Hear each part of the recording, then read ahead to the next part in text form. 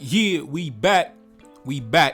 Now, today's video is going to be a follow-up video to one I dropped the other day entitled Black Men Standing on Business, the 1900 Pan-African Conference.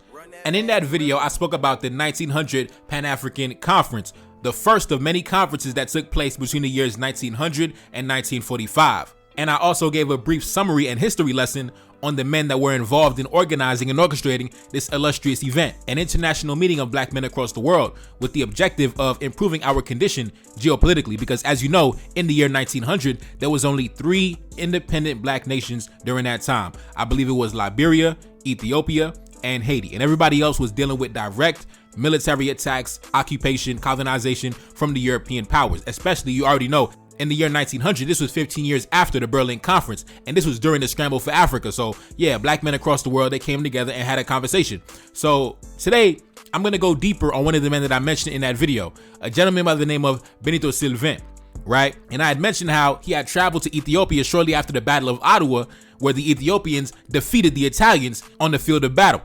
And Benito Sylvain actually became the aide-de-camp to Emperor Menelik. And as you can see, take a look up on the screen, his military allegiance was both to Haiti and the Ethiopian Empire. So today we're gonna dive in deep on his life story, and we're gonna talk about the Battle of Ottawa in today's video as well. So not wasting no time, let's get into it. Take a look up on the screen. Benito Sylvain was a Haitian journalist, diplomat, lawyer. He also participated and organized the 1900 Pan-African Conference. In 1897, Sylvain, staying in Ethiopia, became the aide-de-camp to Emperor Menelik, who defeated the Italians at the Battle of Ottawa. Sylvain represented both Ethiopia and Haiti at the 1900 Pan-African Conference and was appointed as honorary president of the Pan-African Association. In 1906, Sylvain, who attended all lectures against slavery, published in Paris his principal work entitled On the Fate of the Natives in the Colonies of Exploitation, an Indictment against Colonialism.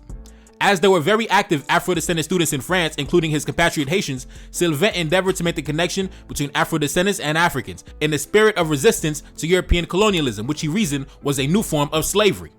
The Battle of Ottawa, in which Ethiopian forces under Emperor Menelik united to defeat an invading force of Italian troops, was one of the most significant turning points in the history of modern Africa.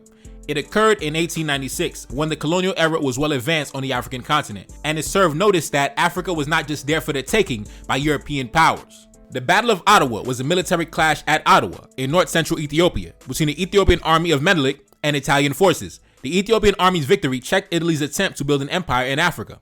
The victory had further significance for being the first crushing defeat of a European power by African forces during the colonial era. Now, this article, I believe, is from Britannica.com. Obviously, you know, the white man wrote this shit, so they're gonna embellish the shit in their favor. But no, the Battle of Ottawa was not the first time where an army composed of African men, black men, defeated an army composed of European men, white men. That was not the first time. It wasn't the second time. It wasn't the third time. It wasn't the fourth time. It wasn't even the 5th time. In fact, I did a video a while back, I believe it was entitled 500 Years of Warfare Between Africans and Europeans. And I've done many videos in the past of the military engagements between African militaries and European militaries. You could go all the way back to the 1490s, when the Wolof Empire defeated a force of 20 Portuguese warships headed by Pero Vaz de Cunha back in the 1490s. In 1535, the Portuguese invaded the islands off the coast of Guinea-Bissau and were sent home defeated. Between 1592 and 1593, the Portuguese invaded the coast of Mozambique 3 times and were sent home defeated every time. In January 1623, the Portuguese were defeated in the Kingdom of Congo in the Battle of Mbandakasi. On October 29, 1647, the Portuguese were again defeated by the Kingdom of Ndongo in modern-day Angola. In 1682, the French invaded Grand Popo off the coast of Togo and was defeated. In 1684, the Portuguese invaded Zimbabwe and was defeated by the Rosvi Empire in the Battle of Mahungwe. In 1685, the British invaded Senegambia and was defeated by the King of Casamance. The Haitians destroyed the French in 1804. In 1810, the Haitian Navy attacked the Portuguese ship carrying 2 Hausa children and arrested the captain and rescued the children. On October 1817, the Haitian Navy captured a Portuguese ship carrying 145 Africans across the ocean en route to Cuba and granted citizenship to everyone who survived the voyage. In February 1811, the Haitian Navy attacked a Spanish ship named the Santa Ana carrying 205 Africans across the ocean and gave citizenship to everyone who survived the voyage. On January 21st, 1824, the British invaded the Ashanti Kingdom and was obliterated. They were destroyed.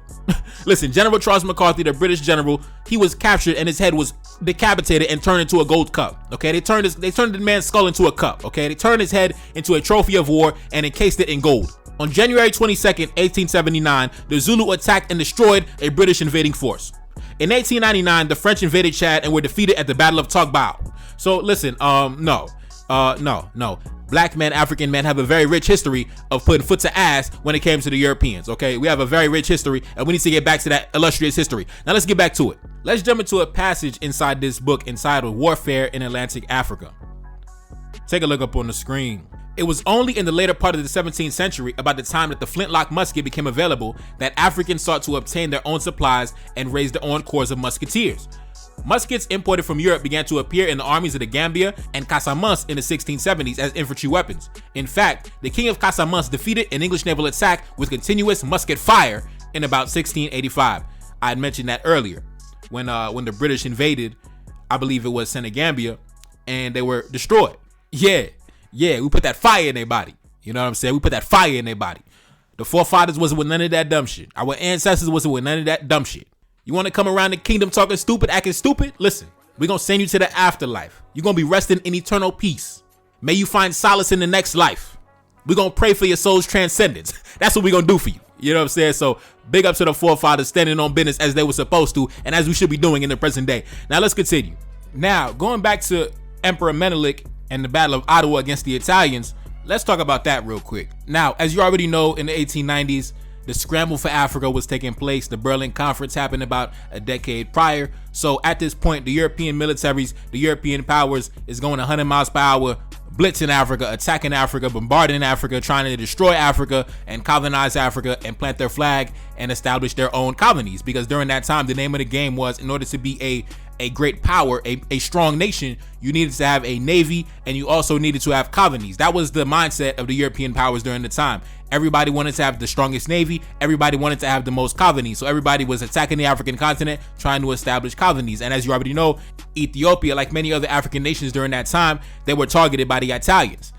And I believe the Italians by the mid 1890s had already established control over the neighboring countries of Eritrea. And originally, there was no conflict between the Italians and the Ethiopians. In fact, I believe they had treaties established between them, and they already had some type of cooperation between them to where it really shouldn't have really been a military conflict. But I believe it was a disagreement in one of the treaties. And I believe in one of the articles inside the treaty, it said something to the effect of Ethiopia had the option to call upon or utilize the Italian government in dealing with other foreign powers. But the Italian president, or the Italian, the king of Italy, whatever the fuck he was called, he interpreted the treaty as saying that Ethiopia must utilize the Italian government, thereby implying that the declaration of the treaty said that Ethiopia was a protectorate of Italy. And Emperor Menelik interpreted it in a different way. He said the text said that we had the option, if we wanted to call upon the Italian government if we choose to. But the Italians interpreted it as the Ethiopians must do it. So that disagreement led to a military conflict, because under that effect, it essentially meant that Ethiopia was somewhat of a colony or somewhat of like a vassal state towards Italy. And Emperor Menelik was like, nigga, I ain't with that shit. So you're gonna have to come outside, you're gonna have to step outside, and we're gonna have to fight. We're gonna have to bang it out because I ain't with none of that shit. So let's get it in. And that's exactly what happened. And apart from the fact that the Ethiopians had home field advantage, meaning that they understood the terrain, they understood the country. The Italians were in a foreign land. They didn't really understand the terrain. They didn't really understand the layout of the country. And on top of that, the Ethiopians outnumbered the Italians like 100,000 troops to like what, 20,000 Italians? I forget the exact number. So they were heavily outnumbered, right? I believe they were also outgunned as well, because the Ethiopians were able to get their hands on modern technology, modern rifles, So listen, when it came down to it, when they were banging it out, the Italians were outgunned, they were outnumbered, and they got destroyed. They got sent packing. They had to retreat. And a lot of them were taken prisoner as well. It is what it is. Should have stayed your ass at home. Anyway, let's continue. Let's jump into this article entitled Haiti, Menelik, and Ethiopia. And I believe it's like a compilation of quotes from different books that talk about the connection between Haiti and Ethiopia, particularly the connection between Benito Sylvain and Emperor Menelik of Ethiopia. Take a look up on the screen. It is of symbolic significance that the initiative to make contact with Ethiopia, the country that defeated the Italians, was by Benito Sylvain of Haiti, a country that defeated Napoleon's army in the Western Hemisphere. At the Pan-African Conference of 1900, Ethiopia was represented by a Haitian friend of Menelik, Benito Sylvain, who had been to the court of Menelik to ask him to head and join a program in a projected society of black men in the world. Now, time out. As you already know, like I told you before, Benito Sylvain was one of the organizers and the architects of the first ever Pan-African Conference in the year 1900, alongside many other notable figures that I mentioned in the video a few days ago. Antonin Furman, W.E.B. Du Bois, Henry Sylvester Williams, John Alcindor. And in the 1890s, Benito Sylvain went over to Ethiopia to get in contact with Emperor Menelik because, like I told you, there was only 3 independent black nations during this time: Liberia, Ethiopia, and Haiti. And not only was he received by Emperor Menelik and given an audience, but he actually became an aide-de-camp in the army of Menelik. So, he was one of Emperor Menelik's right-hand mans when it came to, military operations. So, it's a beautiful thing, man. It's a beautiful thing. Black men from different nations, different cultures, but we understand our common plight and our common interests geopolitically. Our forefathers were way more intelligent than we are right now. Anyway, let's continue. Mr. Sylvain is a highly educated young Haitian of wealthy parentage, a full-blooded Negro as a matter of course. Mr. Sylvain conceived the happy idea some years ago of seeking the Emperor Menelik in order to secure His Majesty's adhesion to a program for the general amelioration of the race. Now, let's jump into this book real quick. The Battle of Ottawa: Reflections on Ethiopia's Historic Victory Against European Colonialism. Now, in this book, it refers to Benito Sylvain as an African American. Now, he was not an African American, he was a Haitian, but he did spend a lot of his time. He was an international black man. So he spent time in Europe, he spent time in America, he spent time in New York, spent time in Africa, spent time in the Caribbean. Man, for his time, he was an international black man. An adventurer, a traveler, a jet setter, an explorer, a voyager, whatever you want to call him. Benito Sylvain, he was worldwide with this shit. He was worldwide. So anyway, let's continue. The book says, the first African American who arrived at Emperor Menelik's court was a highly educated young Haitian named Benito Sylvain. Sylvain came to Ethiopia around 1897, seeking the assistance of Emperor Menelik to create an international black organization to help ameliorate the condition of the black race. Now, keep in mind, like I told you, in the late 1890s, during this time, the scramble for Africa is taking place. This is about a decade after the Berlin Conference. There are only 3 independent black nations. Everybody else is either under attack or they're already under military occupation. So the condition of the black race was at a very degraded state, unfortunately. So Benito Sylvain, alongside many of our other illustrious forefathers, just like in the video I mentioned last week, they were trying to bridge the gap. They were trying to come together to get a handle on the situation. Because like I told you, man, goddamn, just think about the context of that time period. The black men living during that time. It's crazy, bro. It's crazy. But anyway, let's continue, man. I've actually got my hands on 2 letters. One letter written from W.E.B. Du Bois, I believe in the year 1907, when he was a professor at Atlanta University. And I also got a letter that Benito Sylvain actually wrote back to him. So we're going to close out the video like that. Take a look up on the screen. As you can see, the letter is dated January 4th, 1907. And it's written out to Commandant Benito Sylvain. My dear Mr. Sylvain, I am very glad to have gotten this little note from you and to know that you are well. I should like very much to hear of your work in Ethiopia and to see if there is a chance for our cooperation. Have you heard of the Niagara Movement? It is a splendid organization and I wish you were affiliated with it. Very sincerely yours, W.E.B. Du Bois. And during this time, in the year 1907, it wasn't no technology, it wasn't no Instagram, it wasn't no iPhones, it wasn't no instant messaging. If you write a letter, you have to wait months and months and months to hear back. So W.E.B. Du Bois wrote this letter in January 1907. He didn't get a response back until like May 1908. As you can see, take a look up on the screen.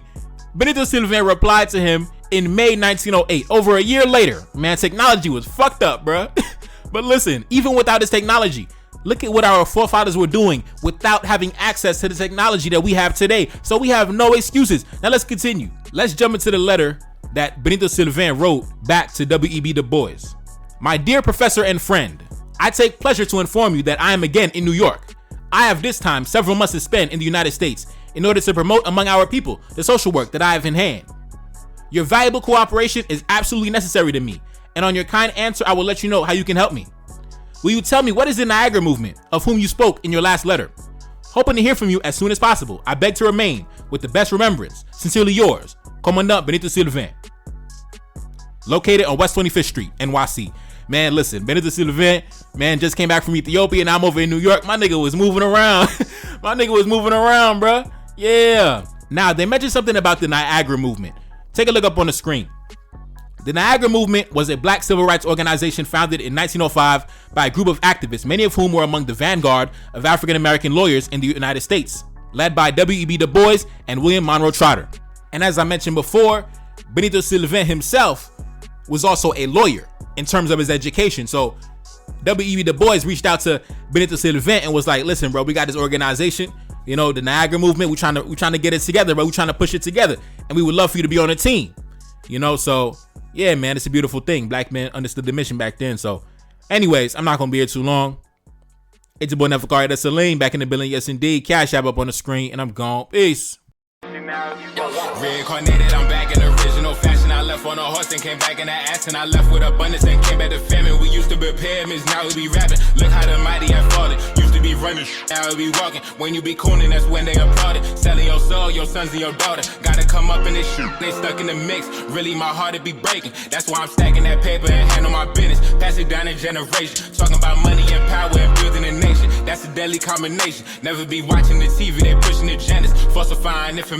Know they got malice intentions. Step in the room and I'm feeling the tension. Enemy watching, he blocking my vision. Pay for the check cause I need my redemption. Building my kingdom, I need it protected. Ready for war like a young Money Congo. Never decided the team is the motto. Up in the crib and I'm whipping up waffles. Up in the crib and I'm smoking gelato. I'm chilling, I'm taking my pain and make it ambition. I'm blessed by the gods, but I ain't religious. I came for the power, they came for the bitch. They making no hourly wage. I got business, this shit is an art and they could never be taught. Selling my soul, I can never be bought. Play with my money, I see you ain't caught. Run to the check and I do it for sport. Babylon falling, I go to the source. Packing my luggage and go overseas. Shorty be with me and she so elite. Shorty be chocolate, I'm calling her Hershey. Secret intelligence probably gon' murk me. Don't fuck with friends, cause nigga I'm Haitian. Say the wrong shit and you're smacking their faces.